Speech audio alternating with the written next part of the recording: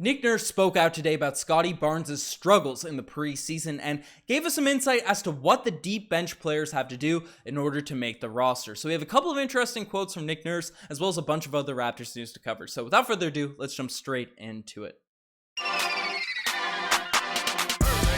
Hello everybody, Ben Rogers here, the Raptors Digest, breaking down the latest Toronto Raptors news, and we have an important announcement as Raptors Digest Fantasy League will be back again this year for season 2. So if you guys want to join the Raptors Digest community for a fun year of fantasy basketball, you can join the channel membership. The link should be below, and it's also on the homepage of our channel. And the winner of this fantasy league will be getting a Scottie Barnes jersey, or whatever jersey you guys are interested in having. You guys can let us know. So it should be really fun. It was really fun last season, so I hope to see a bunch of people join up with the channel memberships. We only got a few spots left, so definitely join now if you guys want to join the channel membership. We'll do a couple of leagues if there's a bunch of interest, so appreciate everyone that joins into that. But we got some Raptors news to cover, and the first thing we're talking about is Nick Nurse speaking out on Scottie Barnes' preseason struggles. Now, it's been widely noted amongst Raptors fans over the past week that Scottie Barnes has not looked the same player he was last year.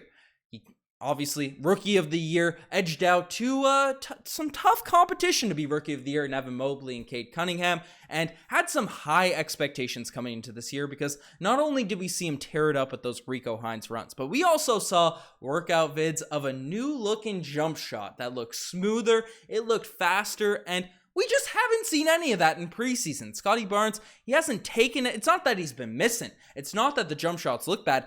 I've barely seen him take a jump shot over the course of this preseason, and he's not really driving the basketball. He doesn't look assertive, and just kind of looks a step slow out there on the offensive and defensive end.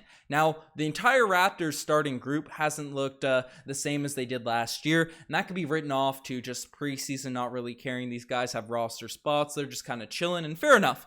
Right, but Scottie Barnes has especially looked a step slow. Now, Nick Nurse gave us some insight as to why that is the case. A little step behind even the rest of our starters, and completely makes sense.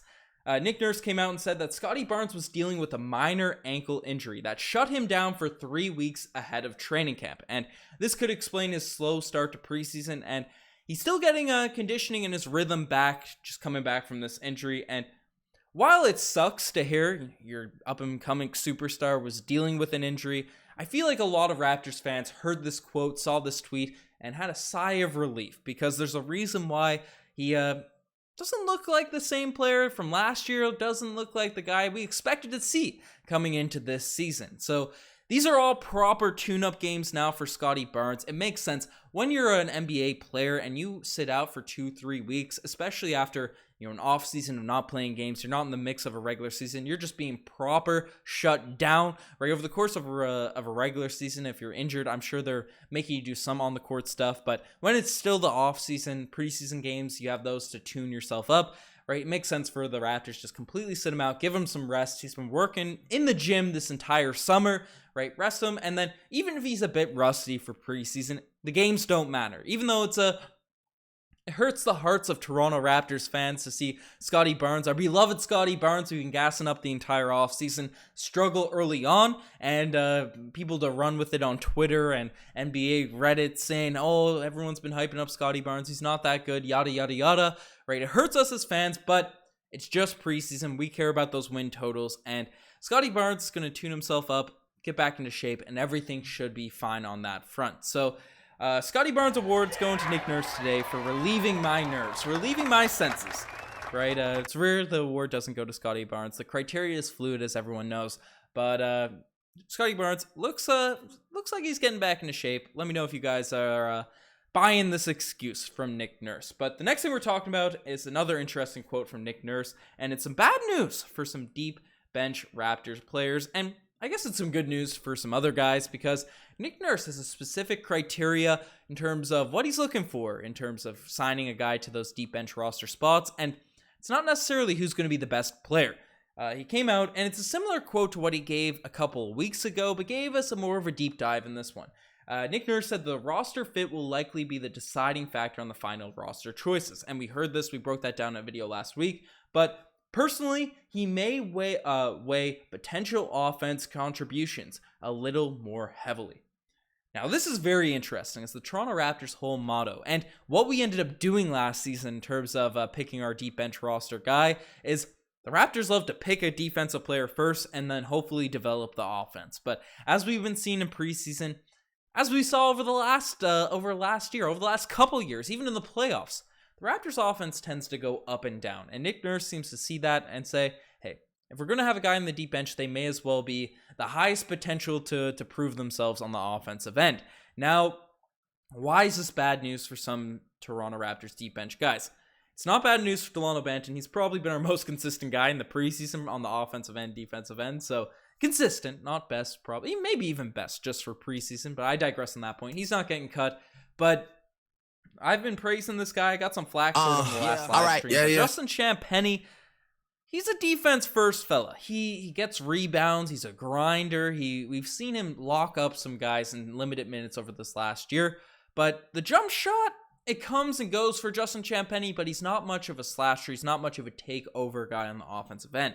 So for a guy that I thought might be a shoo-in, him and Delano Banton as the two guys making those final two roster spots, if Nick Nurse is looking for more offense, more shooting, Champagnie might be in a tough situation because Josh Jackson, while he was brutal in the most recent game for the Raptors in preseason, went 1 for 9 from the field, he's been pretty elite at getting to the rim, slashing, creating shots for himself, making dimes for other people. While the jump shot himself hasn't been super consistent, he's been a career 30% three-point shooter. He also has Earl Watson, which I saw on Reddit, I think, as an interesting point. Earl Watson was on the team that actually drafted Josh Jackson 4th overall, so he probably has a soft spot for his former rookie, right? Josh Jackson's shown a slashing ability which could be improved and which could be a step above Justin Champagnie's at this point. And I hate to say it for some people, but DJ Wilson is the guy that at 6'10", can knock down three-point shots, can space the floor. It's been no less consistent than Champagnie than Justin Jackson at the three-point line. We might see DJ Wilson. I brought it up last week in a video. I got flamed by some people. Some people are gassing up DJ Wilson. I'm not going to be disappointed if we end up signing DJ Wilson, but it's definitely, in my opinion, in my view, with all of what we've seen from all these deep bench guys, which is a limited sample size, I must add, right? Masai Ujiri, Nick Nurse, they're watching these guys in training camp and practices 24/7, but they seem to be DJ Wilson seems to be a lower ceiling than a guy like Champagnie or Josh Jackson. So we'll see. We'll see what ends up happening on that front. And after this quote, I've seen some people also mention that Gabe Brown might potentially get a roster spot. And honestly, his form is a little bit sketchy.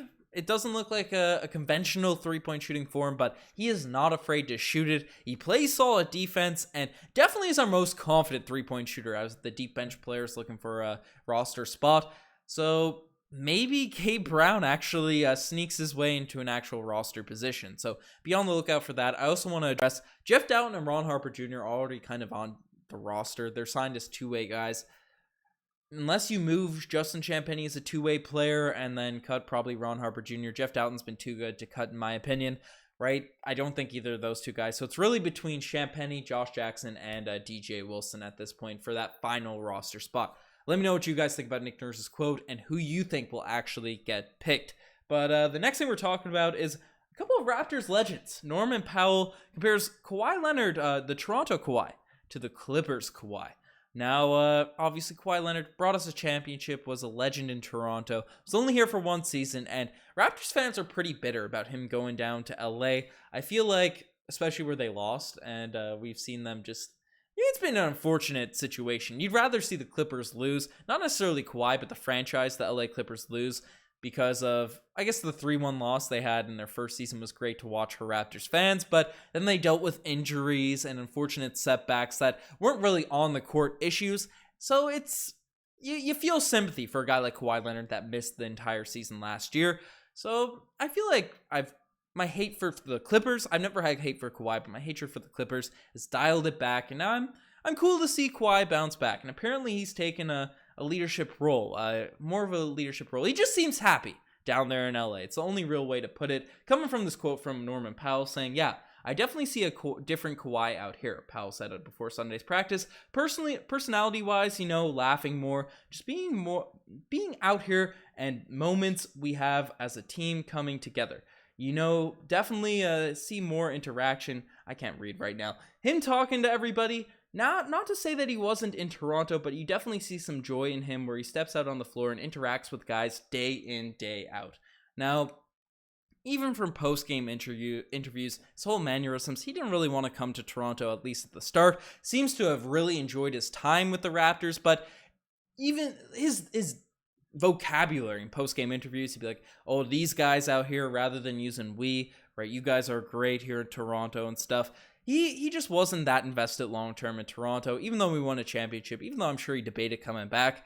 It makes sense why he wanted to be in LA, and I'm happy that Kawhi is just happy. He seems to be more vocal, more enthusiastic about the team, and while it sucks, it's not with this Raptors squad, because we know we could have easily went back-to-back, even three-peated, looking at the teams that won the championships the years after, right? That might be a little bit of a hyperbole, but I buy it. Right, it sucks that he didn't stay with the Raptors, but I'm happy to see him enjoying his time down in LA. Norman Powell picking it up. It sucks, my heart's a little bit broken seeing seeing the championship squad in a new organization. We're still going to be trashing Clipper fans and Clippers team for trying to steal our entire 2019 roster, but happy to see Kawhi happy. But another guy I'm happy who's still embracing the Raptors squad, it's Kyle Lowry doing greatest Raptor of all time things. Now, for people that might be American watching this podcast, Canadians probably know it's Thanksgiving yesterday. Happy Thanksgiving to everyone that's out there having a feeded turkey, enjoying Thanksgiving. But Kyle Lowry is also enjoying his Thanksgiving down south of the border. Post a picture to a story saying Happy Thanksgiving to my home away from home, Canada. I love seeing Kyle Lowry, even though he's down in Miami, even though he's playing for the enemy right now. Still embracing his Toronto roots, and he was a guy that was very involved at giving turkeys to local people in Toronto. OG kind of stepped up for that void for Kyle Lowry this year. So, shout out to Kyle Lowry with the Raptors G.R.O.A.T by far, legendary stuff. But folks, you guys are the best for making this far. Check out the Instagram, the TikTok, the Twitter, all that cool stuff. Enough of me rambling. You guys are the best. I'm signing out. Cheers.